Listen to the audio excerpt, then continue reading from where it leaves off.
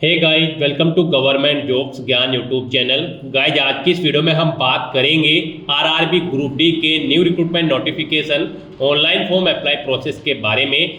जी हाँ दोस्तों, railway recruitment board RRB ने ग्रुप डी के 32,438 खाली पदों को भरने के लिए नोटिफिकेशन रिलीज किया है।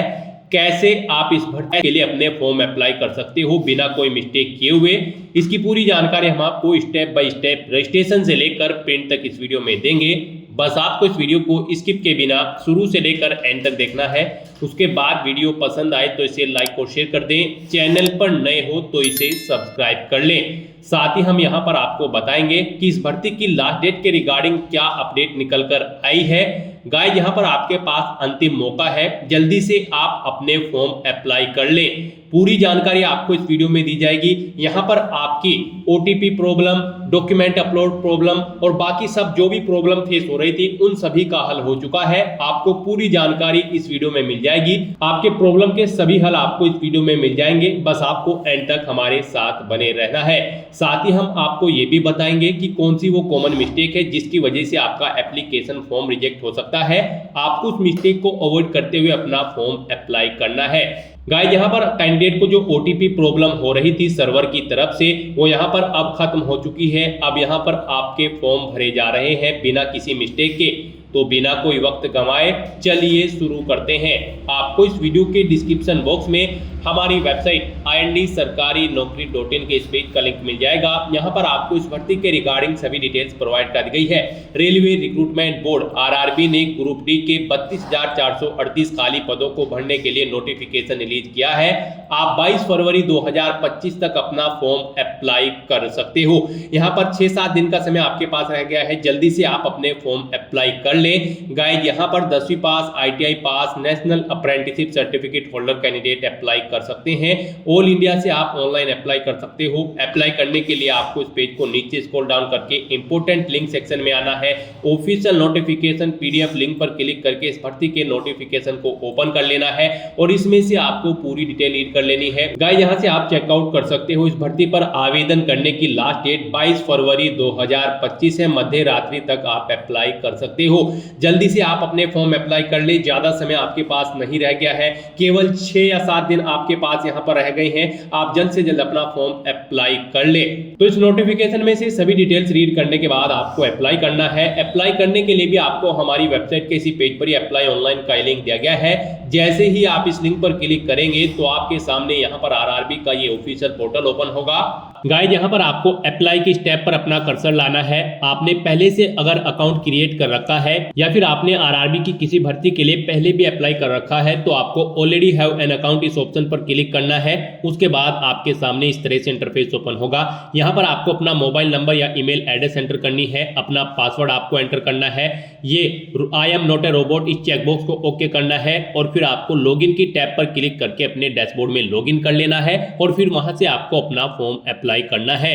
और अगर आप इस भर्ती के लिए फर्स्ट टाइम अप्लाई करने जा रहे हो या फिर आरआरबी की किसी भी भर्ती के लिए फर्स्ट टाइम अप्लाई करने जा रहे हो तो आपको अप्लाई की स्टेप पर अपना कर्सर लाने के बाद क्रिएट एन अकाउंट इस ऑप्शन पर क्लिक करना है। उसके बाद आपके सामने यहाँ पर आपका रजिस्ट्रेशन का फॉर्म ओपन हो जाएगा। अब यहाँ पर आपको अपनी बेसिक डिटेल्स प्रोवाइड कराते हुए अपना रजिस्ट्रेशन कंप्लीट कर लेना है। सबसे पहले आपको अपनी नेशनलिटी सिलेक्ट कर लेनी है। उसके बाद यहाँ पर आपको अपना फुल नेम एंटर करना है अपनी 10वीं की मार्कशीट के अकॉर्डिंग। उसके बाद उसे आपको रिटाइप कर देना है।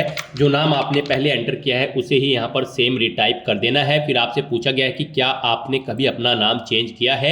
अगर किया है तो आप यस ऑप्शन सेलेक्ट करें और फिर I understand and I agree इस ऑप्शन पर क्लिक करें। फिर आप अपना चेंज नेम दें, उसे रिटाइप करें। और अगर आपने कभी अपना नाम चेंज नहीं किया है तो यहाँ पर आप नो ऑप्शन सेलेक्ट कर लें। फिर यहाँ पर आपको अपनी डेट ऑफ बर्थ इस कैलेंडर में से सेलेक्ट करनी है। उसे एक बार फिर से यहाँ पर आपको टाइप कर देना है। पहले DD फिर MMYY फॉर्मेट में, यानी कि पहले डे फिर मंथ और फिर ईयर।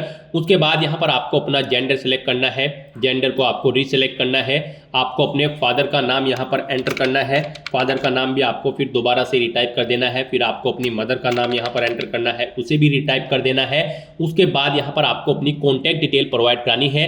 यहाँ पर आपको अपना ईमेल एड्रेस एंटर करना है। फिर जनरेट ईमेल ओटीपी ऑप्शन पर क्लिक करना है। आपकी ईमेल पर ओटीपी आएगा, वो ओटीपी आपको यहाँ पर एंटर करके अपनी ईमेल आईडी वेरीफाई कर लेनी है। फिर आपको अपना मोबाइल नंबर यहाँ पर एंटर करना है, फिर जनरेट ओटीपी ऑप्शन पर क्लिक करना है। एक ओटीपी आपके मोबाइल नंबर पर आएगा, वो ओटीपी आपको यहाँ पर एंटर करके अपने मोबाइल नंबर को भी वेरीफाई कर लेना है। उसके बाद यहाँ पर आपको अपना आधार कार्ड नंबर एंटर करना है। गाइस यहाँ पर आरआरबी की भर्तियों में पार्टिसिपेट करने के लिए आपका आधार वेरिफिकेशन अब मस्ट कर दिया गया है, तो यहाँ पर आपको अपना आधार वेरीफाई कर लेना है। फिर आपको जनरेट आधार ओटीपी ऑप्शन पर क्लिक करना है। उसके बाद यहाँ पर आपके रजिस्टर्ड मोबाइल नंबर पर जिससे आपका आधार कार्ड अटैच है उस पर एक ओटीपी आएगा, वो ओटीपी यहाँ पर आपको एंटर करना है और वेरीफाई बटन पर क्लिक करके अपना आधार वेरीफाई कर लेना है। गाइस यहाँ पर आधार ओटीपी प्रॉब्लम का भी सॉल्यूशन कर दिया गया है आरआरबी की तरफ से।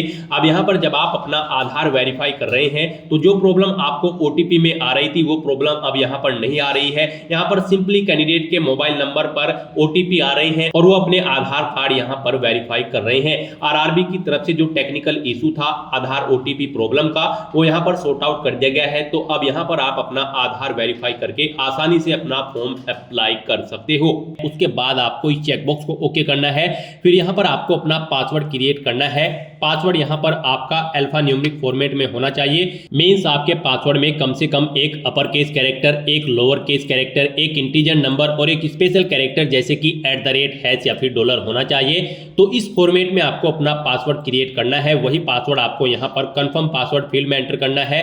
उसके बाद आपको I am not a robot इस चेकबॉक्स को ओके करना है और फिर आपको preview and create an account इस ऑप्शन पर क्लिक कर देना है। उसके बाद आपका अकाउंट क्रिएट हो जाएगा। फिर आपको इस पेज को ऊपर स्क्रॉल करके लॉग इन हियर इस ऑप्शन पर क्लिक करना है और यहाँ पर आपको अपना मोबाइल नंबर या फिर ईमेल एड्रेस एंटर करना है। अपना पासवर्ड आपको एंटर करना है जो आपने अभी अभी क्रिएट किया है और फिर आपको I am not a robot इस चेकबॉक्स को ओके करना है और लॉगिन की स्टेप पर क्लिक करके अपने डैशबोर्ड में लॉगिन कर लेना है। लॉगिन करने के बाद आपका डैशबोर्ड कुछ इस तरह से शो होगा। इसमें आपको ऑनलाइन एप्लीकेशन की टैब पर क्लिक कर देना है। उसके बाद यहाँ पर आपके सामने कुछ इस तरह से इंटरफेस ओपन होगा। अब यहाँ पर आपको CN 8/2024 various post in level 1 of 7 CPC पे मैट्रिक्स के सेक्शन में आना है। यहाँ पर ये ग्रुप डी की 32,438 पोस्ट के लिए वैकेंसी है। तो यहाँ पर आकर आपको सबसे पहले अपना कोई बोर्ड सेलेक्ट कर लेना है जिस बोर्ड में आप अप्लाई करना चाहते हैं। तो यहाँ पर आप अपना बोर्ड सेलेक्ट करने के बाद इस चेकबॉक्स को ओके करें और फिर नेक्स्ट ऑप्शन पर क्लिक कर दें। नेक्स्ट आपके सामने आपका एप्लीकेशन फॉर्म ओपन हो जाएगा। यहाँ पर कुछ चीजें आपकी ऑटोमेटिकली फिल कर ली गई है। आपकी रजिस्ट्रेशन डिटेल्स है जो आपने रजिस्ट्रेशन में प्रोवाइड कराई थी। अब यहाँ पर आपको अपना मैरिटल स्टेटस सेलेक्ट करना है, अपना रिलीजन सेलेक्ट करना है, अपनी मातृभाषा आपको सेलेक्ट कर लेनी है। फिर यहाँ पर एग्जामिनेशन आप किस लैंग्वेज में चाहते हैं वो भाषा आप सेलेक्ट करें। फिर आपकी बॉडी पर कहीं कोई कट या तिल का निशान है तो उस पैलेस का नाम एंटर कर दे। फिर आप एक और पैलेस का नाम एंटर कर सकते हैं अगर आपकी बॉडी पर एक से ज्यादा जगह कोई चिन्ह है। अगर नहीं है तो यहाँ पर आप नो मार्क एंटर कर दें। उसके बाद यहाँ पर आपको अपनी कम्युनिटी सेलेक्ट कर लेनी है। फिर यहाँ पर आपको अपनी कास्ट का नाम एंटर करना है। अपना अगर आप रिजर्व कैटेगरी से बिलोंग करते हो तो यहाँ पर आपको अपना कम्युनिटी सर्टिफिकेट नंबर एंटर करना है। फिर आपको ये सर्टिफिकेट किसने प्रोवाइड कराया है उस पोस्ट की डेजिग्नेशन की अथॉरिटी का नाम आपको सिलेक्ट कर लेना है। फिर कौन से स्टेट में इशू हुआ है वो स्टेट आपको सिलेक्ट कर लेना है। कम्युनिटी सर्टिफिकेट आपका किस डेट को इशू हुआ है वो डेट आपको कैलेंडर में से सिलेक्ट कर लेनी है। फिर यहाँ पर आपसे पूछा गया है कि क्या आप रेलवे की इस एग्जाम के लिए फ्री ट्रेवल पास चाहते हैं। अगर चाहते हैं तो यस करें, नहीं तो नो ऑप्शन सेलेक्ट करें। फिर अपने नियरेस्ट रेलवे स्टेशन का नाम आप एंटर करें। फिर यहाँ पर आपको अपना कास्ट सर्टिफिकेट अपलोड कर देना है। आप अपलोड डॉक्यूमेंट ऑप्शन पर क्लिक करें, फाइल को सिलेक्ट करें और उसे यहाँ पर अपलोड कर दें। आपकी फाइल का मैक्सिमम साइज 500 KB रखा गया है। PDF फॉर्मेट में आपकी फाइल होनी चाहिए। उसके बाद यहाँ पर आपको अपना एड्रेस की डिटेल देनी है। आप अपना प्रेजेंट एड्रेस एंटर करें, फिर परमानेंट एड्रेस एंटर करें और अगर आपका परमानेंट एड्रेस आपके प्रेजेंट एड्रेस के अकॉर्डिंग सेम है तो यहाँ पर आप इस चेकबॉक्स को ओके कर दें।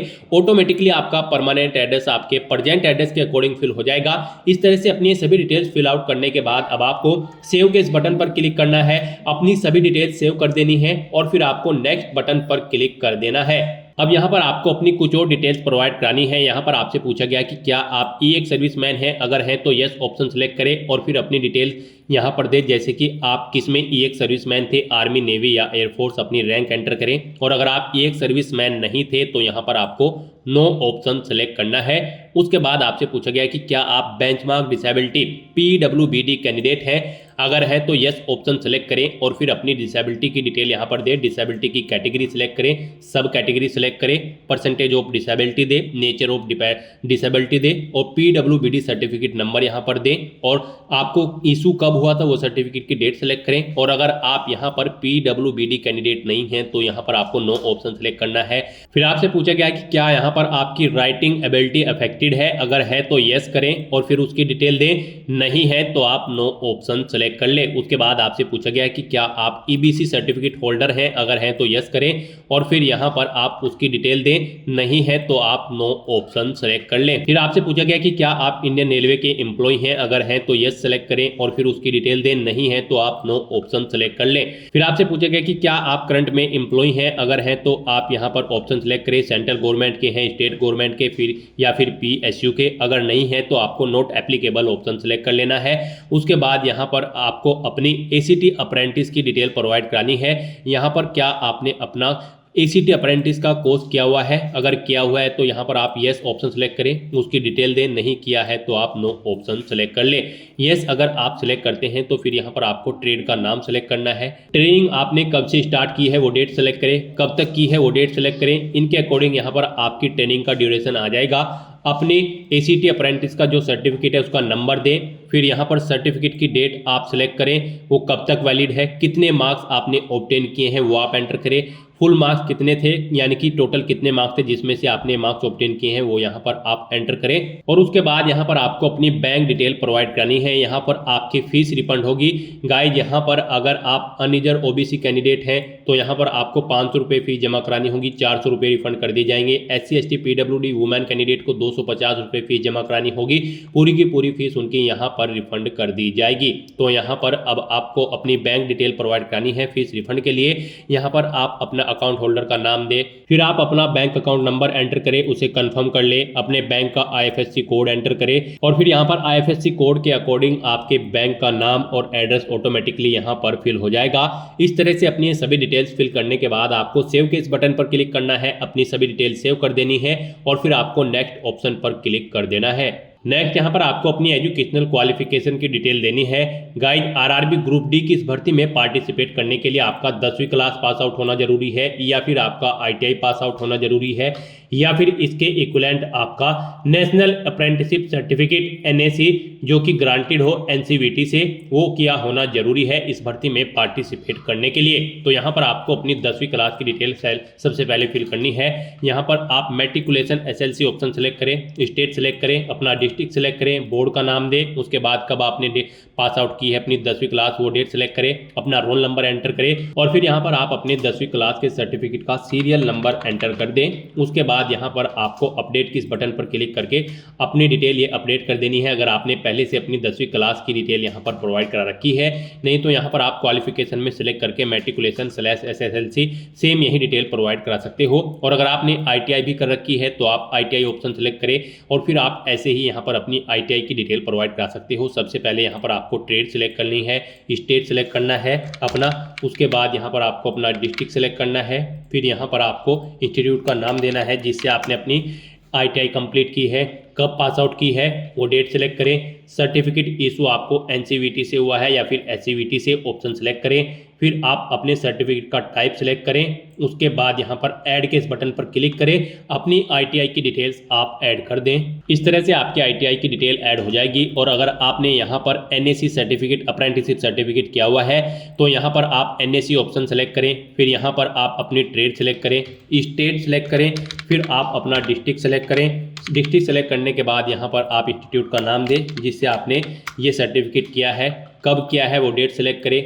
सर्टिफिकेट इशू आपको NCVT से हुआ होगा तो ये आप ऑप्शन सेलेक्ट करें, सर्टिफिकेट का टाइप आप सेलेक्ट करें NAC और फिर ऐड के इस बटन पर क्लिक करके अपने सर्टिफिकेट की डिटेल को भी आप ऐड कर दें। इस तरह से अपनी क्वालिफिकेशन की डिटेल ऐड करने के बाद अब आपको नेक्स्ट ऑप्शन पर क्लिक करना है। उसके बाद आपके सामने यहाँ पर कुछ इस तरह से इंटरफेस ओपन होगा। अब यहाँ पर आपको अपना फोटो और सिग्नेचर अपलोड करने हैं। गाइस यहाँ पर आपका फोटो 50 KB से 100 KB के बीच में होना चाहिए। यहाँ पर इसकी हाइट 320 पिक्सल और विड्थ 240 पिक्सल होनी चाहिए और सिग्नेचर भी आपके यहाँ पर 30 KB से 50 KB के बीच में होने चाहिए। इनकी हाइट 60 पिक्सल और विड्थ 140 पिक्सल होनी चाहिए। ये डॉक्यूमेंट आपके JPG या फिर JPEG फॉर्मेट में होने चाहिए। यहाँ पर अगर आपका फोटो और सिग्नेचर बड़े या छोटे हैं तो आप गूगल में जाकर इमेज रिसाइजर का कोई भी वेबसाइट ओपन करके उसमें अपने डॉक्यूमेंट यहाँ पर आप ओके कर सकते हो और फिर उन्हें यहाँ पर आप अपलोड कर सकते हो। अपलोड करने के लिए आपको यहाँ पर ब्राउज के इस बटन पर क्लिक करना है और फाइल को सिलेक्ट करना है और उसे यहाँ पर आपको 1 बाय 1 करके अपना फोटो सिग्नेचर अपलोड कर देने हैं। गाइस इस सेक्शन में आपको दी गई गाइडलाइंस के अकॉर्डिंग अपने फोटो और सिग्नेचर अपलोड करने हैं, अदरवाइज यहाँ पर आपका एप्लीकेशन फॉर्म रिजेक्ट हो सकता है। जैसा कि हमने स्टार्टिंग में ही बताया था कि कौन सी वो कॉमन मिस्टेक है जिसे करने से आपके एप्लीकेशन फॉर्म रिजेक्ट हो सकते हैं, तो इसी सेक्शन की वो मिस्टेक है। इस सेक्शन में अगर आप मिस्टेक करोगे, दी गई गाइडलाइन के अकॉर्डिंग अगर आप अपने डॉक्यूमेंट अपलोड नहीं करोगे फोटो और सिग्नेचर, तो आपका एप्लीकेशन फॉर्म यहाँ पर रिजेक्ट हो सकता है। तो इस तरह से अपना फोटो सिग्नेचर यहाँ पर अपलोड करने के बाद आपको सेव के इस बटन पर क्लिक करना है, इन्हें सेव कर देना है और फिर आपको नेक्स्ट ऑप्शन पर क्लिक कर देना है। नेक्स्ट आपके सामने कुछ इस तरह से इंटरफेस ओपन होगा। यहाँ पर आप जिस पोस्ट के लिए एलिजिबल हैं आपको यहाँ पर वो शो कर दी गई है। मान लीजिए आप यहाँ पर किसी और पोस्ट के लिए अप्लाई करना चाहते हैं तो फिर आपको अपना RRB चेंज करना होगा। स्टार्टिंग में ही यहाँ पर जिस RRB को आपने सिलेक्ट किया है और आपकी एलिजिबिलिटी के अकॉर्डिंग यहाँ पर आपको पोस्ट शो कर दी गई है। आप इस पोस्ट पर एलिजिबल हैं अप्लाई करने के लिए। ये पोस्ट आपके RRB और एलिजिबिलिटी के अकॉर्डिंग यहाँ पर शो होगी। अगर आप और पोस्ट के लिए अप्लाई करना चाहते हैं तो फिर आपको अपना RRB चेंज करना है और अपनी क्वालिफिकेशन उसके अकॉर्डिंग देनी है, फिर आपको यहाँ पर वो पोस्ट भी शो कर दी जाएंगी। तो यहाँ पर अब आपको अपना पोस्ट सेलेक्ट कर लेनी है। यहाँ पर आप प्लस के इस बटन पर क्लिक करें और इसे इस सेकंड कॉलम में ऐड कर दें। यहाँ पर आप प्रेफरेंस भी सेट कर सकते हैं। अगर आप मल्टीपल पोस्ट यहाँ पर आपके सामने आती है तो आप उन्हें यहाँ पर जिस पोस्ट को पहले नंबर पर प्रेफरेंस देना चाहते हैं उसे पहले सिलेक्ट करें और यहाँ पर ऐड कर दें। जिसे सेकंड देना चाहते हैं उसे सेकंड नंबर पर सिलेक्ट करके इधर ऐड कर दें। तो इस तरह से आप यहाँ पर आप अपनी पोस्ट प्रेफरेंस दे सकते हैं। फिर आपको इस पेज को नीचे स्क्रॉल करना है, इस चेकबॉक्स को ओके करना है। फिर यहाँ पर आपको इस चेकबॉक्स को ओके करना है, अपना पैलेस यहाँ पर एंटर करना है और फिर आपको सेव के इस बटन पर क्लिक करके अपनी सभी डिटेल्स सेव कर देनी है और फिर आपको प्रीव्यू एप्लीकेशन इस ऑप्शन पर क्लिक कर देना है। नेक्स्ट आपको आपके एप्लीकेशन फॉर्म का पूरा प्रीव्यू शो कर दिया जाएगा। आपको सभी डिटेल्स केयरफुली चेकआउट करनी है, पेज को नीचे स्क्रॉल करना है। यहाँ पर आप अगर कोई मिस्टेक पाते हो तो आप एडिट बटन पर क्लिक करके अपने फॉर्म को एडिट कर ले, नहीं तो आपको चेकबॉक्स को ओके करना है और सबमिट बटन पर क्लिक कर देना है। फिर आपके सामने पॉपअप आएगा। यहाँ पर अगर आप अब एक बार फिर से सबमिट कर देंगे तो फिर आप यहाँ पर एडिट नहीं कर पाओगे अपने एप्लीकेशन फॉर्म में। इसका नोटिस आपको दे दिया गया है। यहाँ पर सभी चीजें ओके हैं तो आपको सबमिट बटन पर दोबारा से क्लिक कर देना है। यहाँ पर आपका एप्लीकेशन फॉर्म सक्सेसफुली सबमिट हो चुका है। अब यहाँ पर आपको अपना फीस पेमेंट करना है। फॉर्म आपका फीस पेमेंट के बाद ही कंसिडर किया जाएगा। तो यहाँ पर आपको 250 रुपये फीस के रूप में जमा कराने हैं। ये फीस का अमाउंट आपकी कैटेगरी के अकॉर्डिंग शो होगा। अगर आप अनरिजर्व OBC कैंडिडेट है तो 500 रुपये शो होगा। SC ST PWD women candidate हैं तो आपको 250 रुपये फीस के रूप में यहाँ पर जमा कराने होंगे। तो यहाँ पर अब आपको पे विद SBI ePay इस ऑप्शन पर क्लिक करना है। यहाँ पर इस चेकबॉक्स को ओके करना है, प्रोसीड बटन पर क्लिक कर देना है।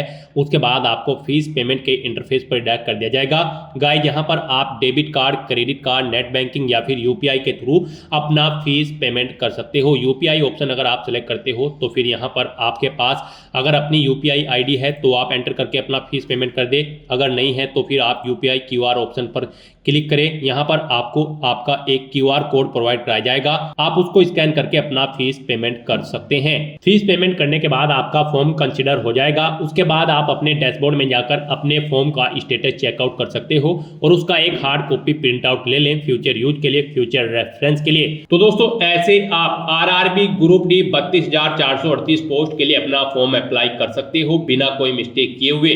आज की इस वीडियो में बस इतना ही। आई होप ये वीडियो आपको पसंद आई होगी। अगर पसंद आई हो तो इसे लाइक और शेयर करें। चैनल पर नए हो तो इसे सब्सक्राइब कर लें। Thanks for watching.